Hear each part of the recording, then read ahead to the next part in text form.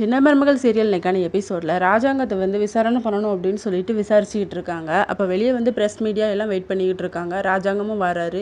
நீங்கள் தான் எல்லாருக்கிட்டையும் லஞ்சம் வாங்கினீங்கன்ட்டு வெளியே சொல்லிக்கிட்டு இருக்காங்களே, அவங்களுக்காக தான் அவங்க சம்மந்தி வந்து அரெஸ்ட் ஆகியிருக்காராமே அப்படின்னு சொல்லி அவங்க வந்து கொஸ்டின் மேலே கொஸ்டினாக அடிக்கிட்டு போகிறாங்க. எனக்கும் இதுக்கும் எந்த சம்மந்தமும் கிடையாது அப்படின்னு சொல்லிட்டு வீட்டுக்கும் போயிடுறாரு. சேது வந்து வீட்டுக்கு வராங்க. அப்போ பாட்டி வந்து என்னாச்சுடா அப்படின்னு சொல்லி விஷயத்தெல்லாம் கேட்குறாங்க. அதெல்லாம் ஒன்றும் இல்லை, 6 மாதம் நானும் அவளும் சேர்ந்து வாழணும் அப்படிங்கிற மாதிரி சொல்கிறாங்க. அப்போ தான் பாட்டிக்கு உயிரே வந்துருக்கு. சாவித்திரிக்கு ஈஸ்வரிக்கு வந்து இதை பிடிக்கவே இல்லை. உடனே தாமரை சொல்கிறாங்க, அவள் என்ன அநியாயம் பண்ண, அவள் எப்படி இந்த வீட்டில் வந்து வாழலாம் அப்படின்னு சொல்லிட்டு. நல்லா சொகுசாக வாழ்ந்தால, இப்போ போய் எப்படி அந்த வீட்டில் இருப்பா, அதனால தான் அவள் பிளான் பண்ணி தான் இதெல்லாம் பண்ணிக்கிட்டு இருக்கா அப்படின்னு சொல்லிட்டு. ராஜாங்கமும் வீட்டுக்கு வந்துடுறாங்க. அப்போ வந்து செல்லப்பாண்டியை வந்து திட்டிகிட்டே வராங்க.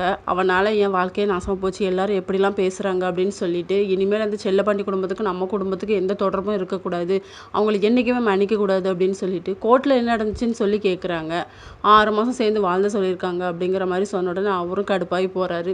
இன்னொரு பக்கம் சேதுவோட தங்கச்சி வந்து ஆறுமுகத்துட்டு வந்து உங்களை எனக்கு பிடிச்சிருக்கு அப்படின்னு சொல்லி ப்ரப்போஸ் பண்ணுறாங்க.